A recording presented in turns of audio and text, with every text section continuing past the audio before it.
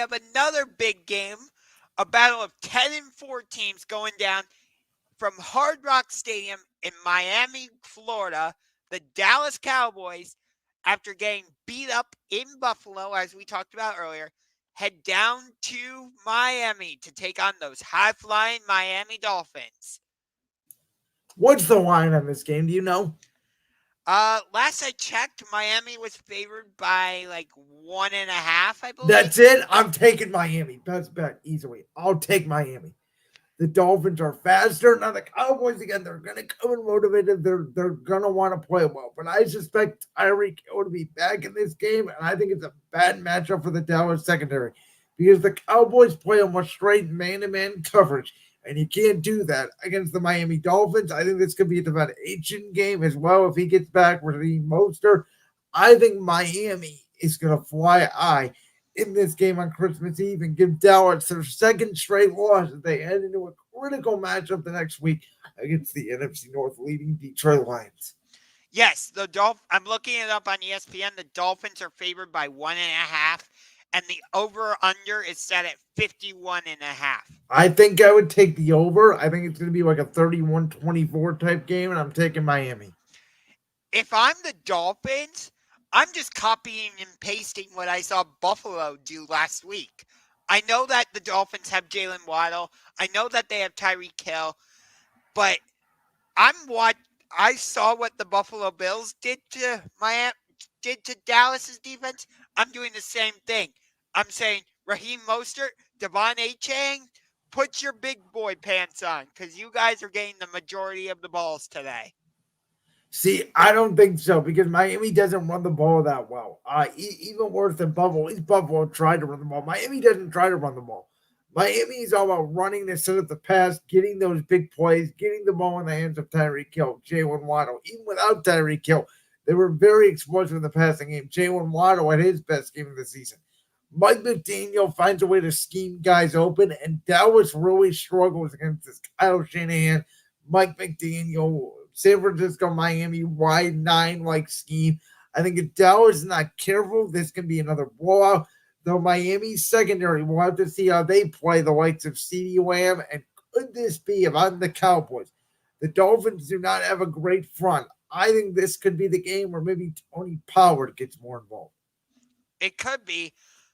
Um, I do worry about the Dolphins' offensive line going against DeMarcus Lawrence and Micah Parsons. Can they hold up and give Tua enough time to throw those deep bombs to Jalen Waddle and Tyreek Hill? Yeah, Or Dallas has definitely a very, good defensive line, but very similar to Philadelphia over the last couple of weeks. They have struggled getting pressure on the quarterback. And so, will Micah Parsons bounce back? Will he have a good game on Christmas Eve? I don't think so. I think Miami's going to find a way to scheme. I think Mike McDaniel is very smart. And again, I think it's hard to go down there in Miami, especially with the Dolphins knowing they have this huge game coming up. Both teams do. Dallas at home against Detroit, Miami on the road against Baltimore. That's going to be a very tough game for Miami to win. I think the Dolphins need this more because of the race that they're in for the AFC East. Because I think deep down, Dallas knows Philadelphia is probably not going to lose another game. They're probably destined for the 5 seed. Where Miami, is trying to fight for not only the AFC East lead, but even potentially if the ball drops their way, the number 1 seed. yeah, I would say this game is definitely more important for the Miami Dolphins because of what I said earlier. I think the Buffalo Bills are going to win out and jump over the Kansas City Chiefs for sec. But if the Dolphins win this game, that puts my statement in high doubt. So there is definitely more pressure on the Dolphins to win this game. I would say it's more of a must win for the Dolphins. Well, it would be if you don't think they can beat Baltimore. Again, I think it's gonna be very hard for them to beat Baltimore. I think they lose one of these next two. For my sake, I hope it's at Baltimore, but we'll see on it. I would say it's more likely they lose at Baltimore, but I think if the Dolphins are not careful, Dak Prescott could get back on track because even though we talked about how the Cowboys have struggled away from Dallas, it's not like they're going to be playing in terrible conditions down in Miami. No, but it is hard to win in that heat in December, like we talked about earlier. that part is that part is true. I'll give you that. But I feel like the Cowboys are going to be more comfortable, if you will, playing in that environment rather than playing up north in Buffalo in mid-December. Yeah, but I don't know, man. Dallas plays a lot of man to man. They don't play hardly any zone. Are they going to be able to keep up with Tyreek Hill and Jalen Waddle? That's my That's biggest question. yeah, and That's why that's why I think you're saying it's a run game. I think it's actually a throw game. And if Tua gets enough protection, I think Tyreek Hill and Jalen Waddle could both have big games. so I think we're both picking the Dolphins to win We are. this game. I've already said if you give me 1.5 here, I'm taking the Dolphins. I think they're just the better football team at home. If this game was in Dallas, I would probably lean towards Dallas. But I think in Miami, Christmas Eve, and one of the biggest factors about the Dolphins this season that we haven't talked about a lot, Tua Tagovailoa. We both said going into the year, if the Dolphins were healthy, they're probably the best team in the AFC East. So far, it's played out like that. Tua's been healthy for all 15 games this year. Which has been critical for Miami's success. But my biggest question is, can they beat a team with a winning record? They haven't done it so far this season. When they went up against Kansas City, what happened? Yes, they were able to come back and nearly won that game, but even still, they lost. When they went against Philadelphia, they lost. Here's another opportunity for them to go against a team with a winning record. Can they finally overcome that hurdle and prove to the doubters, like, hey, we are a legitimate Super Bowl contender? Because I think there are some people out there who are like, okay, Miami, you have the number 2 seed in the AFC right now, but you haven't beaten anybody with a winning record. So we don't believe you're a legitimate Super Bowl contender. Speaking of Super Bowl contenders, Let's go. you're excited for this game. You know, these are two teams I don't like. Oh, I don't like Um, either team either. Trust me. so is it a Super Bowl 58 preview? You know what my answer is going to be. Obviously, it's going to be no. And I told you last week, and I still believe this. I still believe that somehow the Philadelphia Eagles and Kansas City Chiefs are going to meet again because I never discount Patrick Mahomes and I never discount Josh Allen. Or excuse me, not Josh Allen, Patrick Mahomes, excuse me. But I do think this is a very interesting matchup. I think San Francisco's defensive line against Baltimore's offensive line is the difference.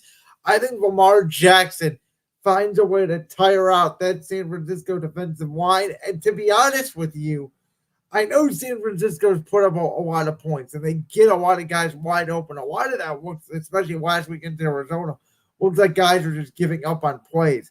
San Francisco comes out in the second half and they just bury you, but they haven't started off fast. They didn't particularly start off fast against Philly. They didn't start off fast against Arizona. They didn't start off fast against Seattle. I think if you fall behind here, if Baltimore gets this game early, and they've had a great pass rush from different guys all year long, what have I told you is the key to stopping this Niners offense? It is getting Brock Purdy off his first read. Because a lot like Tua Tagovailoa, when Brock Purdy hits the back foot, that ball is out. If you take away Purdy's first read and you make him shuffle a little bit in the pocket and you get him uncomfortable, this Niners team is very beatable, and I think Baltimore has the personnel to do it. And I'm not just saying it, and I'm obviously open for it as an Eagles fan, but I would genuinely think the Ravens can pull off this upset. The line in this game as of yesterday was 5.5. I think that's way too high. I think it's a field goal game either way. I'm taking the Ravens with the points. So, to answer the question on the graphic, yes, I do think this is a Super Bowl 58 preview. I think these two teams are going to meet again at Allegiant Stadium in Las Vegas come Super Bowl 58. I think these two teams have separated themselves from the rest of the pack as the best two teams in football. And the fact that we are getting this game on Christmas Day, you you even talked about how the NFL has kind of stormed in and taken over Christmas away from the NBA. Yes, they have. This is their stamp on that. The other two Christmas games, Giants, Eagles, Raiders, Chiefs, I'm like, put that over there. I don't care. Ravens, Chiefs, or I'm sorry, Ravens, 49ers. I'm going to find my favorite spot on the couch. If I'm able to, I'm going to make myself a thing of popcorn, and I am not leaving. I want to watch every single second of this game because think about, like, look at what Baltimore has gone through this season. They lost Mark Andrews. They lose J.K. Dobbins. They lost Keaton Mitchell last week, one of their young up and coming running backs. But I think the Ravens are still going to be fine because I don't know what it is, but Baltimore is just like a running back factory. Because you don't need a great running back. It's why I keep telling you over and over again. It's why the running back can never be an MVP. It is the most replaceable position in football by far. Anyway, but I mean, What do you want to dispute that? How many running backs have we seen have a great year and they get cut or they get released? What do I keep telling you? Outside of McCaffrey and the Niners, the teams that lead the league in rushing and they have a great running back, guess what? They don't have great quarterbacks and they don't have great records. You know why Baltimore found Keaton Mitchell and they're using Gus Edwards and they didn't care that J.K. Dobbins went down? Because they have the ultimate quarterback weapon in Lamar Jackson and they can rotate running backs into the system. And now that they finally got him some wide receivers, look at the plays Lamar Jackson is making in the pocket. I've said every criticism of him that he can't throw from the pocket, I thought has been wrong over the last couple of years. oh yeah. You know, Lamar's a very good quarterback. Now what's going to be very interesting to see, in my opinion, is on the offense side of the ball. Can Mr. Irrelevant from the 2022 NFL Draft go pound for pound with the Baltimore Raven defense? Yes, because the Ravens, that's what they're known for. If you're Well, going to, not now. I would make the argument they're now more known for the offense side of the ball. which I think it took a while, but Todd Monken and Lamar Jackson seem to be on the same page now. It's the way Yeah, they're, the they way, said earlier in the season, I think this was the Pittsburgh game. Remember that game they somehow lost? Like people forget everybody's had a bad loss this year. yeah, I re- Um, I remember that game in Pittsburgh, and I heard like the Ravens were practicing catching using a rugby ball, and I'm like, why? That doesn't well, make any that sense. and early in the season, Todd Munkin did not want Lamar Jackson to read the wristband. So I'm going to go with a deep NFL coaching in there for you. I'm not sure if you know this, you probably do, but I'm going to dive into this. When you call plays as a play caller, you essentially have two options. Number one, you can read the whole play for verbatim. You know, if it's a long, Z drive, West Coast, duty do dance, whatever you want to call it. And the quarterback has the ability to hear the whole play in his helmet and recite the whole play back to the team. The other option is the play caller will say, hey, wristband 15 or whatever. So the quarterback will open up his play call sheet, look at wristband 15, read off the play to the team in the huddle. Lamar Jackson has said that remembering all the verbiage, the way that Todd Munkin wanted him to do that, was causing issues with his ability to verbalize and see the play. Once they went to the wristband, Lamar Jackson's been playing a lot better, and that was ever since the loss to Pittsburgh in Week 5. So that is a little nugget for you. And I'll tell you what. I think the X factor for Baltimore in this game is going to be Zay Flowers because I think the 49ers are going to pay extra attention to OBJ, which means Zay Flowers is most likely going to get one-on-one uh, coverage. And Lamar has been going to Zay Flowers a lot lately, and that's been producing good things for the Ravens offensively. Yes, he's been going to Isaiah Likely. Yes, he's been going to Rashad Bateman. Yes, he's been going to OBJ. But it seems like Lamar and Zay Flowers have developed this great chemistry with each other. Lamar knows where Zay Flowers wants the ball, where he can produce best, and I think that's what's going to make the difference for the Ravens. So you're in agreement with me. Baltimore wins. I'm going to say yes, but it's going to come down to a Justin Tucker field goal. And I agree with you. I said it's a field goal game. I am surprised though, and again, you've said it over and over again. Even though I've tried to have you make friendly wagers over and over again on this show, you still won't do it. I am surprised. What would you be willing to wager on this game? Friendly wager, you name it. Well, wait. Why are we wagering this game when you're picking Baltimore? So am I. Damn, I tried to talk you out of it. Shit. Anyway. Why broadcast, folks? It is what. Anyways, I'm surprised Baltimore is 5.5-point dogs. I'm not actually, because this game is in San Francisco. That's a lot of points, though. I thought it'd at least be 3. The odds makers are basically saying San Francisco's way better than Baltimore.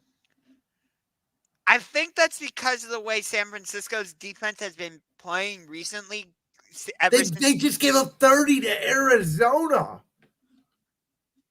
Well, 29. Yeah, but you look at, I think it's because they're looking at the overall body of work of San Francisco. See, and sometimes how many times did I come in here this year and say that line's just wrong?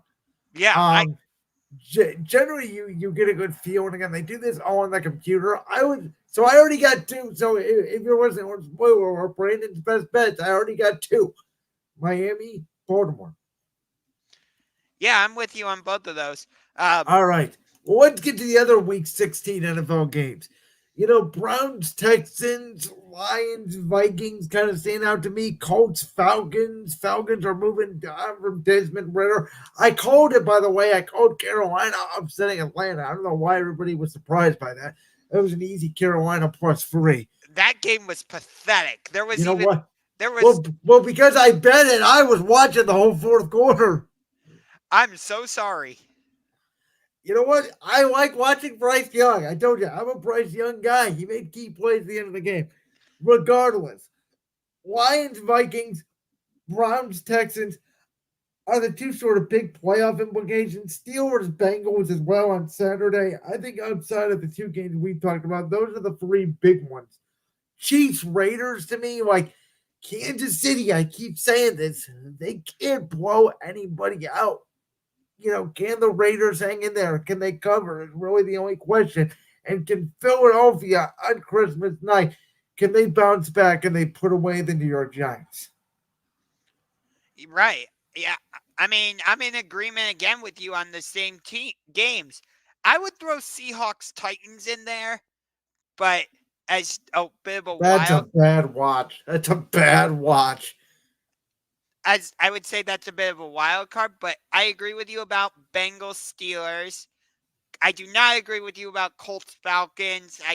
The Falcons. Well, it's a big one for the wild card standings. Though if Indy loses, they could be out. Atlanta's a sneaky team. Atlanta's still alive for the NFC South somehow. Tampa Bay is going to win that division. We'll talk about Baker Mayfield in a little bit, but I mean,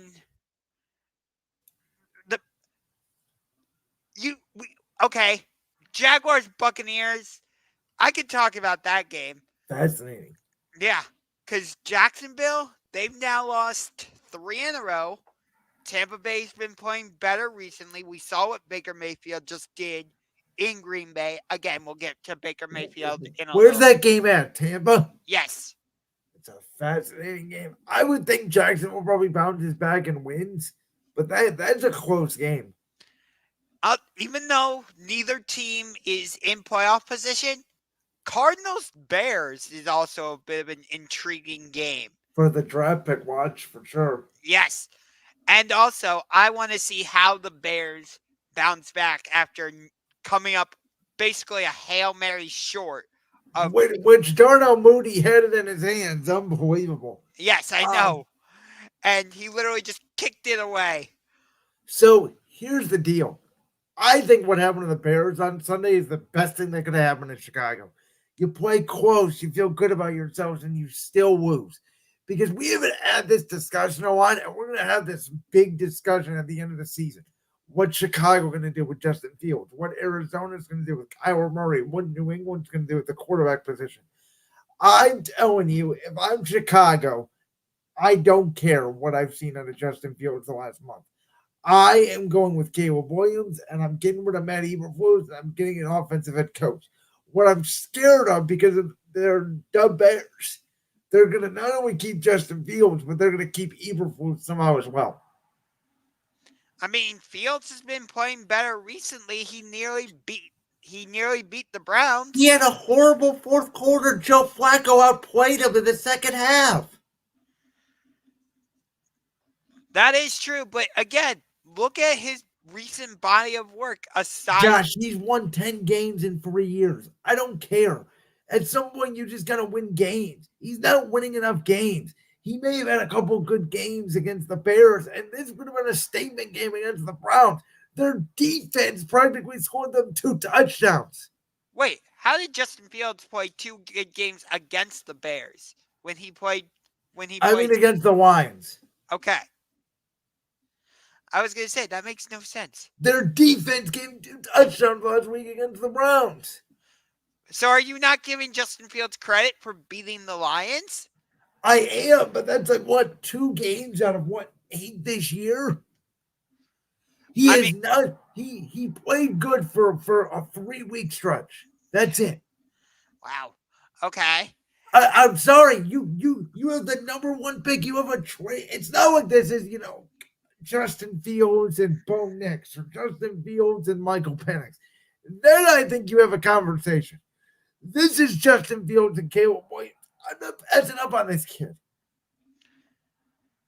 I would, if I'm the Bears, I'm sticking with Justin Fields. Listen, this is the problem. Everybody makes mistakes. Oh, he's playing better. You gotta project. This is the issue. You know what? I project the Bears are gonna stink because Justin Fields is the guy that can win you games.